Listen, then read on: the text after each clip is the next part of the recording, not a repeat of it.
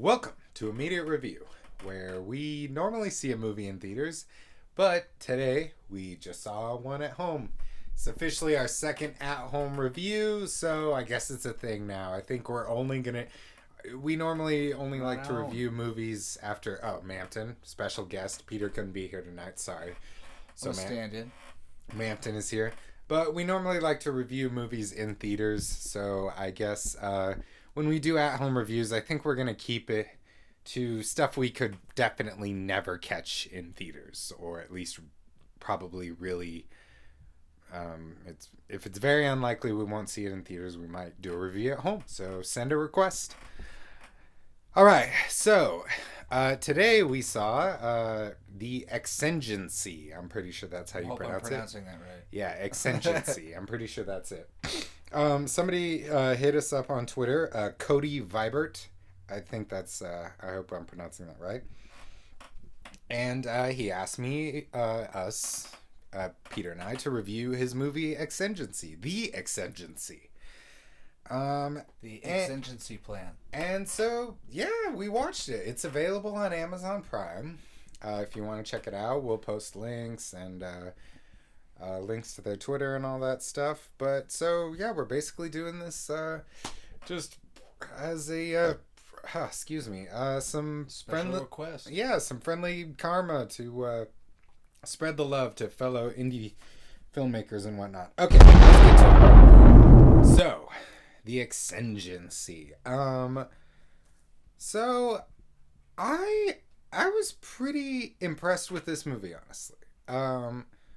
Cody told me that he spent 13 years working on it. And it definitely comes across as a passion project. You know, there's a lot of work just with the amount of CGI in the film that's done. It would take a remarkable amount of time to do. So definitely a lot of hard work went into this film. Yeah. And that's the thing. The main thing that stood out to me is just the shots are very dynamic. It's the movie's never lazy or just like stays onto animated characters while they talk. It's kind of animated very much like a video game. I've played Mass Effect before, and some of the dialogue that they have in the games is very reminiscent of what we were seeing here, and so it was something that I was kind of used to seeing. In a good way. Yes, in a good way.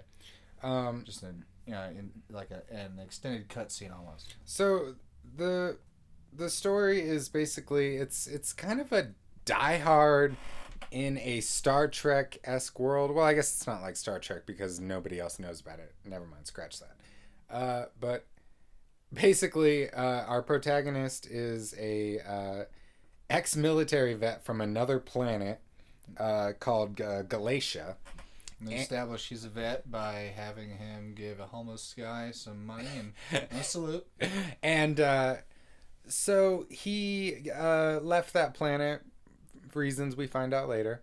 And he works at an office job. And he just found out he got a promotion when all of a sudden just like aliens attack.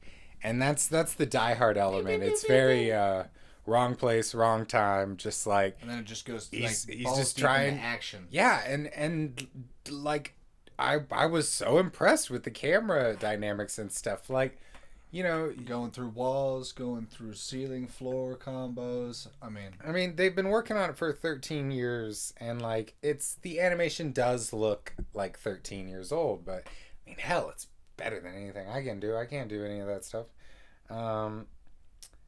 But it's not lazy. It's like it doesn't look as good as, big budget animation stuff, but it is not lazy at all. It's constantly like using two shots and like standard cinematic techniques, cutting techniques. And I was impressed by that. I really was. The design overall for the characters and the places is people, the animators had an understanding of anatomy. You can clearly see different muscle. When like characters aren't wearing a shirt or something, you see just the muscle groupings. And it's attention to details is there. Um, yeah, it was cinematic as hell. The storyboards were really good. Like there were a few times where I was thinking, I was like, if this was live action, this would be just like a great action movie. Very over the top action movie. Emphasis on the action. But and this movie too is it's hilarious. It's genuinely I was shocked at how funny it was. There's like little Easter eggs that if you see them, you're gonna be like, oh yeah. So I got a couple of my favorite quotes. One was on the radio. This woman, "You don't know the history of reptilians, Joe, but I do." She was on the radio. I love that. Yeah. Another one was a cop after the aliens attack. He goes, "I picked the wrong day to skip my son's wedding." Like, I just like. NANI? The other one is this one sergeant is talking to someone, and in the background, like a safe or something or a desk falls on somebody and crushes them. and he just turns around and he goes, "We need to raise the terror alert level to bright black." That was damn good. And then the last one I wrote down that I just really loved is there's a scene where there's a car chase and it cuts to the mirror, and it says, "Objects in the mirror are things that are behind you."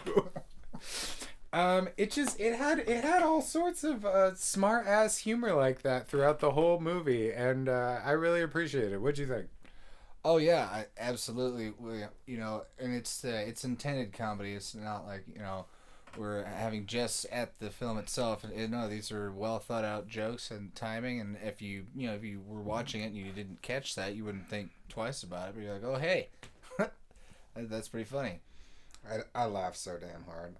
Like when the chief police is just running by and he grabs a female cop's hat off her head and just puts it on his and it just like runs. It's not providing any armor or anything. You're just like, grab, I'm aware of this. Okay, and so after the alien invasion, our main character, whose name is Kyle, by the way, he goes home and he gets his wife and kids, Melissa, Timmy, and Becky. Rescues them from the bus, jumping through the windshield. The most like you can't stop the bus. Yeah, it's like that scene in Speed where they're trying to transfer prisoners. It's like that, but on if it was in the movie Crank with Jason Statham. Like, it's so crazy. The bus driver's even like, the door works. Yeah, the dad's basically like, the bus won't stop, and the dad's like, "Kids, jump in the car through the windows," and they're like, "What the fuck? We can't do that." And the dad's like, "Fine, whatever. Okay, honey, you drive. I'll jump over there in the bus and then throw the kids over to you." And it's in the car with the roof knocked off and there's bits of jagged metal. It's nuts. Like, it's not dull at all. The action was crazy, and easy to follow too. Just like, it was really well storyboarded. Mm-hmm. I was genuinely impressed with that. Okay, and so his family. So Timmy, he's a little shithead. He looks exactly like Chucky. He's pretty funny, but he's just like this little terror teenager who's just always fucking with shit and fucking with people, and he's comic relief. His sister in the head. Yeah, we don't find out much about his sister Becky, except she's his sister, and she's fairly two-dimensional, but the son, he sounds very much like a little bit like Hank Hill. At times. Like Hank Hill young. We were kind of like listening, like in between Butthead and Hank Hill. Once in a while, it was interesting. Not in a so basically, eventually Kyle gets, like, I guess, kidnapped, you could say, and like brought to a transport. Cut.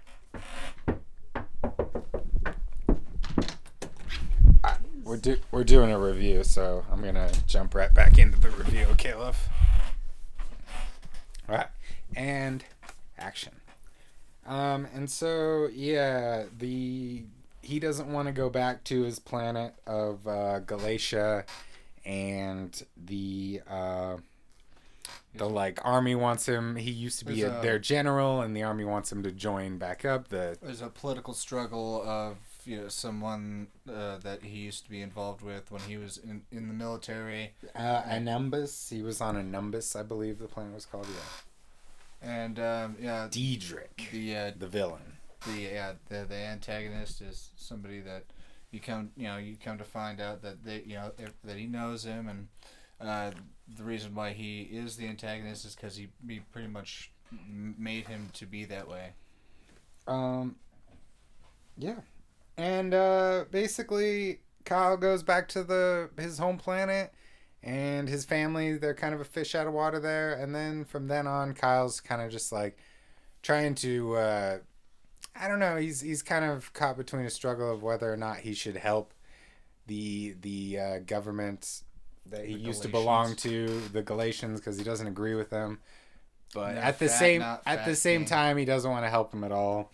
And yeah, it's run by Sargon, who's just like this big fat guy who's just a super fat slob who's bad at running the government. There's a scene where he just literally nonstop eats while talking. Just eating constantly. He eats a sandwich, he eats a steak, he has several bowls of soup while talking. Just very gluttonous. Yep, just like me on this review, drinking. Oh, and on Galatia, Kyle, his name is Onder. But he prefers to go by Kyle.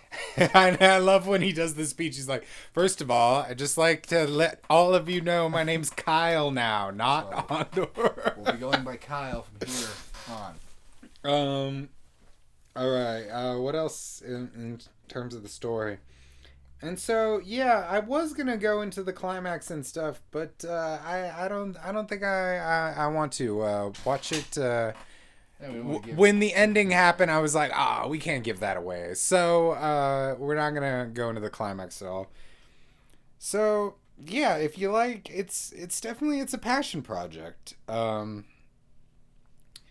I can tell the writer cares about the story, and he knew the source material. A lot of it, had to do with the military. He's created his own world in this. We suspect they're very either in depth in the military or really appreciate the military and know a lot about it. Different types of training and martial arts techniques, and things like different military tactics and things like that. The character designs, there was nothing really, they were pretty good. I realized halfway through the movie that there were no moments where I was like, oh, that looks like exactly like this movie, or that looks exactly like that movie. There is one moment when they get to the gates of Galatia, they they look just like Jurassic Park, and one of the characters goes, "Welcome to Jurassic Park." Like, they kind of just straight up own it. And then when the gates open, it looked a lot like Jurassic World. I don't know if I have a feeling that since they've been working on it for 13 years, they designed that first, and then later were probably pissed when they saw Jurassic World. Right. 'Cause yeah, like with the monorail going through like the lush jungle, and they made the Jurassic Park joke, so I couldn't help but think of Jurassic Park. And yeah. And honestly, Galatia looks a lot better than Earth. I was kind of thinking, I'm like, well, this guy, he served in the military, and then he leaves this paradise of a planet, comes to Earth where it's like choked with smog and people hate each other, and half the world's burning down. It's kind of funny. Yeah, if he, I wonder if he had never left, if their military wouldn't have crumbled. But at the same time, he said that he foresaw that it was gonna crumble. So I don't know. The editing was really good, like the cutting and stuff. There were no moments where I was just like, oh, this feels awkward. I thought the cuts felt really natural. The music was pretty damn good. Charles Carpenter did the music. I saw it in the credits. Sound design was good, but I recognized a lot of sound effects, which isn't a bad thing. It's just like, yeah, that's it. It's really good, but I caught like I heard one from Star Wars and some classic ones that have been used in things a million times, but the sound design's not bad by any means. Um, yeah, overall, I think that's it. If you're into CG animated movies or like space adventure flicks from Yeah. indie directors, check it out. It's on Amazon. If you've ever played Mass Effect and you kind of want to if you want to see a movie that would be kind of like Oh, that, it's similar. It has to do with space and everything. So. what are some flaws? I think one flaw I have. I do think it's too long for me. Yes, there's a lot of material. Yeah, and there's a lot of exposition and I think an hour and a half for a movie kind of like this would be enough. 145. I just because there is a lot of like world building it does. But at the same time, I was thinking in my head, I was like, what scenes would I cut? I have no idea. Right, that's a So, good question. That it kind of overloads you a little bit with information. So but yeah, that's really the biggest negative I have for it. Yeah, exceeded expectations for sure. yeah, I had no idea what it was going to be like going in, and I'm glad I watched it. It was good. I really appreciate the time that this guy put in to make this film. That's what it's about. Doing stuff that makes you happy. So hell yeah. Oh yeah. Wish you luck for the next one if you're watching this. So yeah, I'd that's watch a it. sequel. That's it for our second episode or our second at-home immediate review. Immediately reviewed. Don't know what our next one's gonna be, but we'll see you back in the car after the theater, probably next.